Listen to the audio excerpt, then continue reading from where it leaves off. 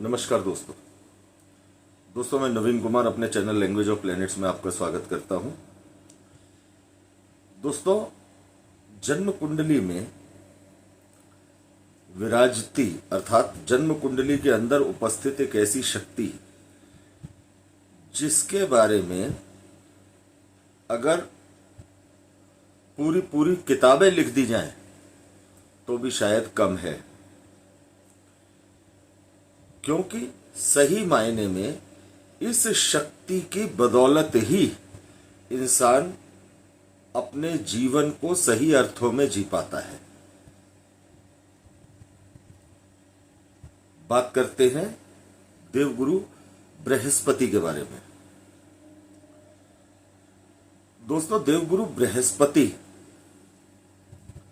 सबकी कुंडली में किसी न किसी स्थान पर मौजूद है, लेकिन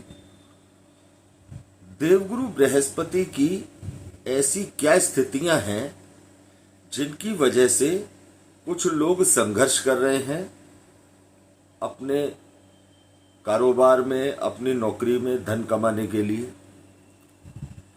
और कुछ लोगों के पास अथाह पैसा है।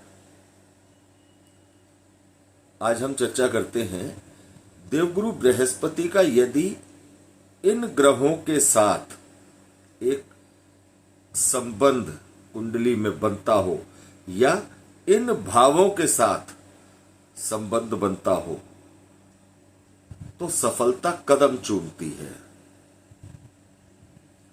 देखते हैं कैसे।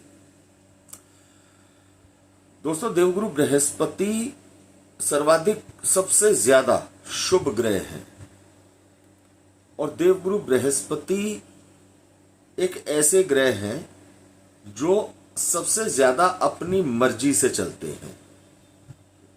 ज्यादातर तो उपायों के माध्यम से भी देवगुरु बृहस्पति की आसानी से शुभता प्राप्त नहीं हो पाती। जिन लोगों की कुंडली में देवगुरु बृहस्पति केंद्र त्रिकोण में है,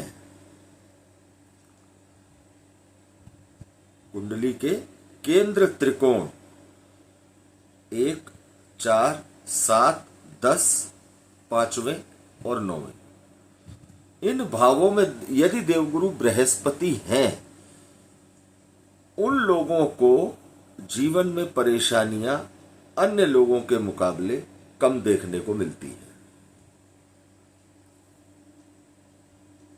अब बात करते हैं कि देवगुरु बृहस्पति का किन भावों से संबंध बन जाता है। तो जातक अपने जीवन को न सिर्फ आसानी से जीना शुरू कर देता है, बल्कि और लोगों की आगे बढ़कर मदद करना शुरू कर देता है। सामाजिक अपना वर्चस्व प्राप्त कर लेता है, इतना धन प्राप्त कर लेता है, इतना सम्मान प्राप्त कर लेता है कि उसके बाद भी उसके नाम से उसकी संतानों को लाभ मिलता रहता है।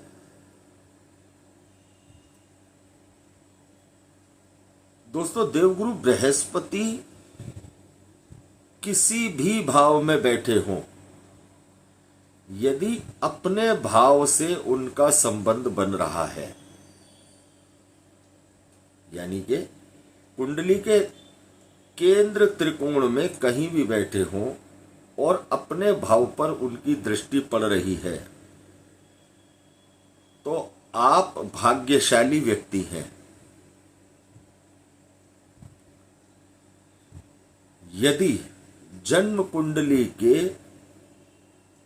धन स्थान अर्थात दूसरे स्थान के स्वामी आपकी कुंडली में कोई भी ग्रह हो, चाहे वो बृहस्पति के मित्र हो और चाहे वो बृहस्पति के सम हो या कोई भी ग्रह हो, अगर देवगुरु बृहस्पति का कुंडली के धन स्थान के स्वामी के साथ एक अच्छा संबंध है या कुंडली के धन भाव से देवगुरु बृहस्पति का एक मजबूत संबंध है, या कुंडली के लाभ स्थान से एकादश भाव से, जबकि एकादश भाव केंद्र त्रिकोण में नहीं है लेकिन लाभ स्थान है। यदि कुंडली के लाभ स्थान का देवगुरु बृहस्पति से संबंध अच्छा बन जाए, या कुंडली के दशम भाव का, कुंडली के दशम भाव का देवगुरु बृहस्पति के साथ एक संबंध अच्छा हो, या दशम भाव के स्वामी का संबंध अच्छा हो, तो आप ये तय माने कि आपको अपने जीवन में सफल होने से कोई नहीं रोक सकता। अब आपको लग्न के अनुसार हम जानकारी दे देते हैं। देखिए दोस्तों, मान लीजिए कि वृश्चिक लग्न है, 8 नंबर का लग्न है। 8 नंबर के लग्न में यदि देवगुरु बृहस्पति कुंडली के दशम स्थान में बैठे हैं, सिंह राशि में, और सिंह राशि के स्वामी सूर्य यदि कुंडली के छठे भाव में उच्च के भी होके बैठे हैं, तो भी देवगुरु बृहस्पति जातक को धन स्थान पर दृष्टि डालते हैं, जातक को अपार धन संपत्ति प्रदान करते हैं,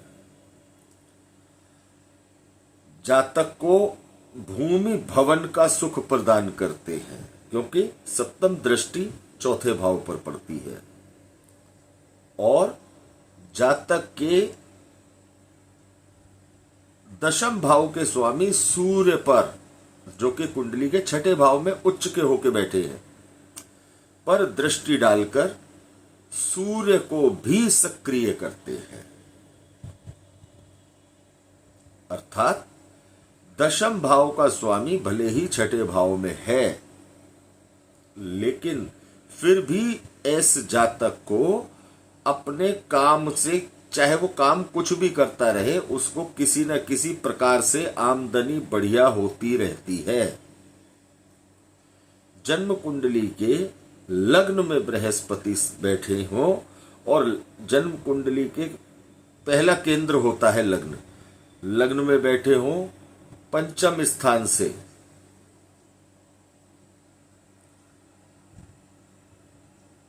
सप्तम स्थान से, नवम स्थान से, जातक को बहुत शानदार लाभ देखने को मिलते हैं।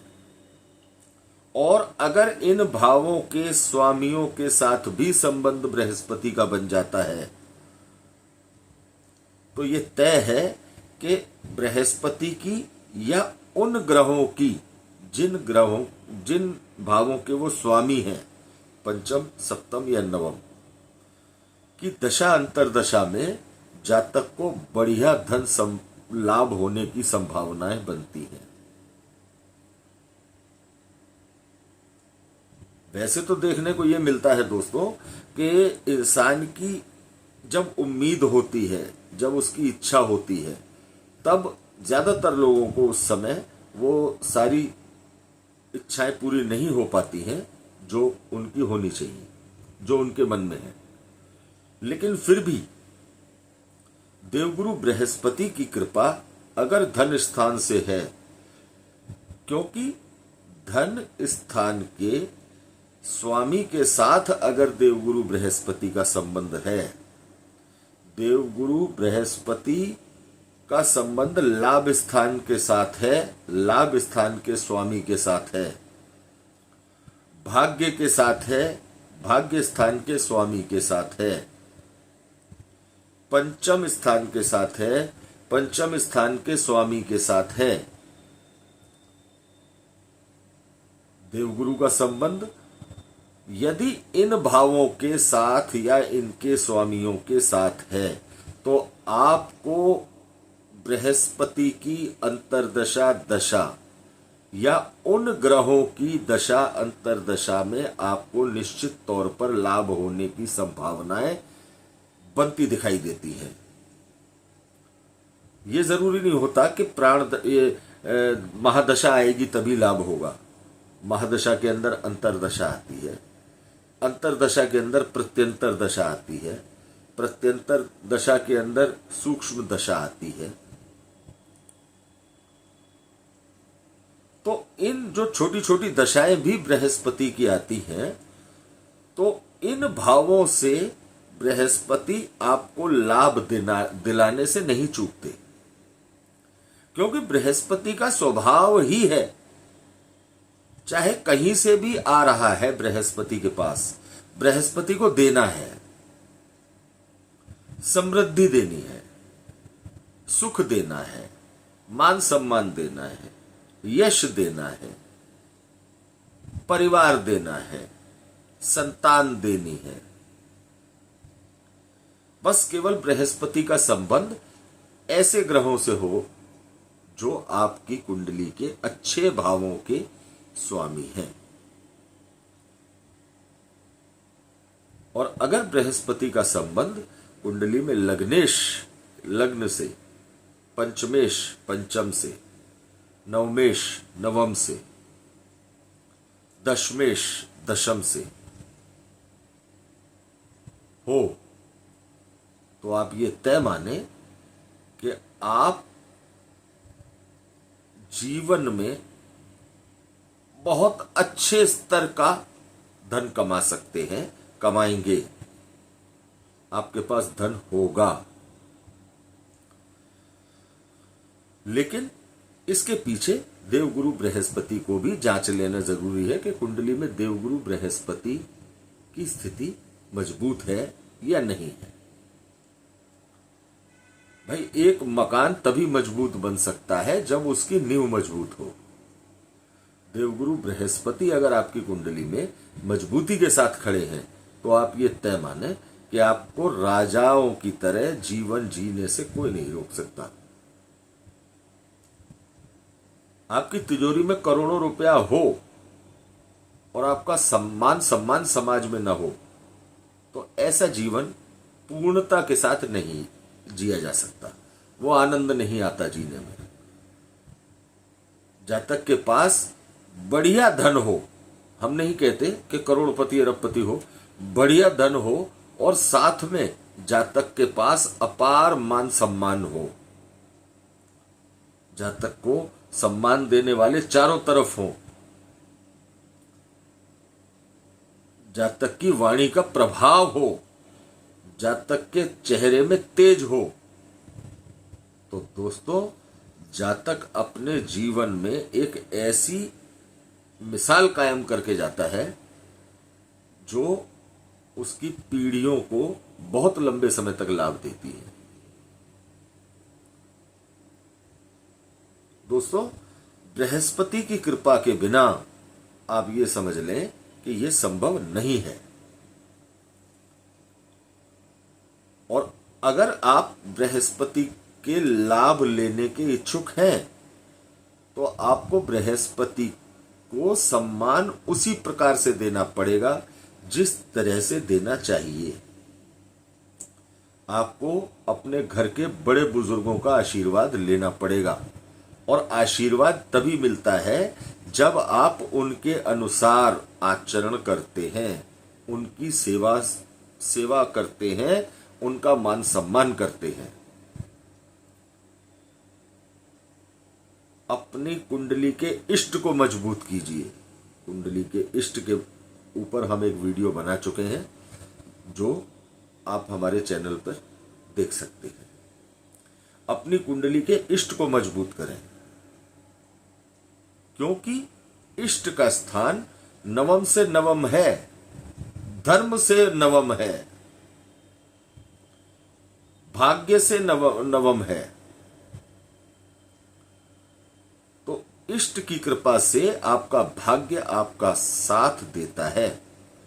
दोस्तों, बहुत आवश्यक है कि यदि आपकी कुंडली में बृहस्पति की स्थिति अच्छी है और उसके बावजूद भी आप लाभ नहीं ले पा रहे हैं, तो निश्चित तौर पर कहा जा सकता है कि आपके जीवन में कुछ न कुछ ऐसा चल रहा है जो साधारण नहीं है। कुछ न कुछ ऐसी दिक्कत आपके साथ है जिस पर आपको विशेष तौर पर गौर करने की जरूरत है। देवगुरु बृहस्पति का वर्चस्व बोलता है कुंडली के केंद्र त्रिकोण में। शुक्र और चंद्रमा भी धन देते हैं। अगर धनेश कोई भी ग्रह होगा कुंडली के अंदर, दूसरे भाव का स्वामी कोई भी ग्रह होगा, तो वो जातक को धन प्रदान करेगा। लाभ स्थान का स्वामी कोई भी ग्रह होगा वो आपको लाभ देगा। लेकिन एक ग्रह का लाभ देना और एक ग्रह का पूरे मान सम्मान के साथ और पूरे वर्चस्व के साथ सम्मान देना, दो बातों में फर्क होता है। दोस्तों, देवगुरु बृहस्पति की कृपा पाने का सबसे शानदार तरीका यह है कि आप हर बृहस्पतिवार को भगवान राम के, भगवान विष्णु के दर्शन करने जाएं। राम रक्षा स्तोत्र का आप डेली सुबह स्नान के बाद पाठ करें या विष्णु सहस्त्र नाम का पाठ करें।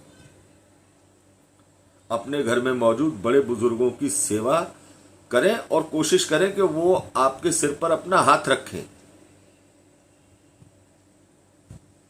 माथे पर केसर का तिलक लगाएं।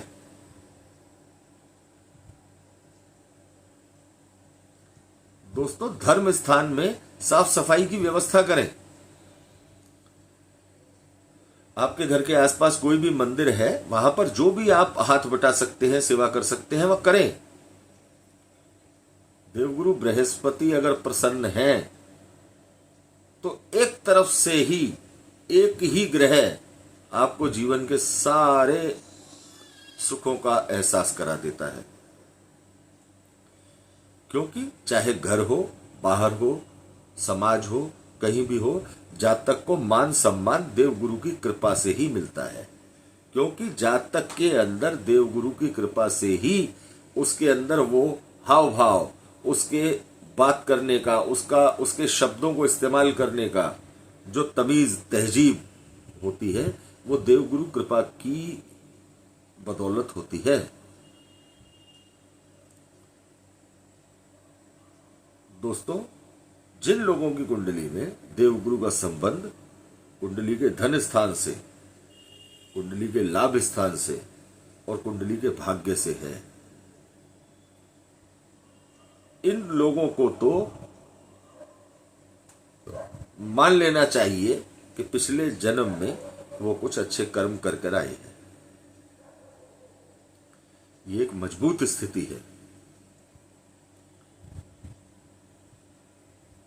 भले ही देवगुरु बृहस्पति कुंडली के त्रिक भावों में भी बैठ जाए, 6, 8, 12 में बैठ जाए, कुंडली के तीसरे भाव में बैठ जाए, तब भी देवगुरु बृहस्पति का संबंध यदि भाग्य से, धन से, धन भाव से, भाग्य से, लाभ से बन जाता है, तब भी देवगुरु अपनी पूरी शक्ति लगा देते हैं जातक को मान सम्मान के साथ उसकी मेहनत का फल दिलाने में।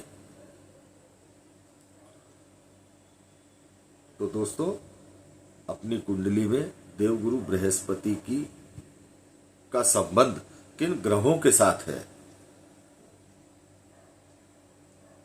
देवगुरु का संबंध किन भावों के साथ है, देवगुरु का संबंध कितनी मजबूती के साथ उस स्थान के साथ है जहां पर देवगुरु बैठे हैं, इस बात पर गौर करें। और यदि कोई समस्या, कोई परेशानी आपके सामने आती है तो हमारे नंबर पर संपर्क करें।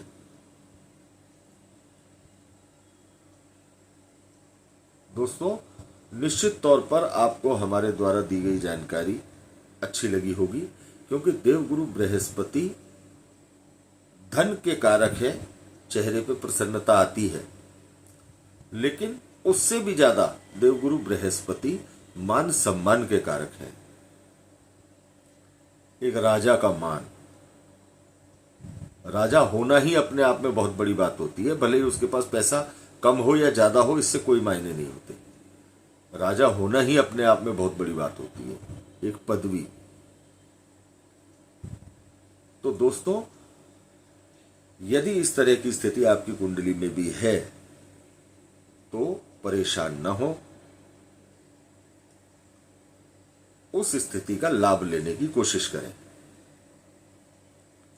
यदि फिर भी कोई समस्या हो और आपको सलाह की जरूरत हो, आप हमारे नंबर पर संपर्क कर सकते हैं। बहुत लंबे समय से हम सेवाएं निशुल्क तौर पर देते आ रहे हैं। किसी भी मित्र की कोई समस्या है, हमारे व्हाट्सएप नंबर पर अपना नाम, जन्म तिथि, जन्म समय, जन्म स्थान लिख करके आप हमें भेजें। हमारे बताए गए समय पर संपर्क करें और अपना समाधान प्राप्त करें।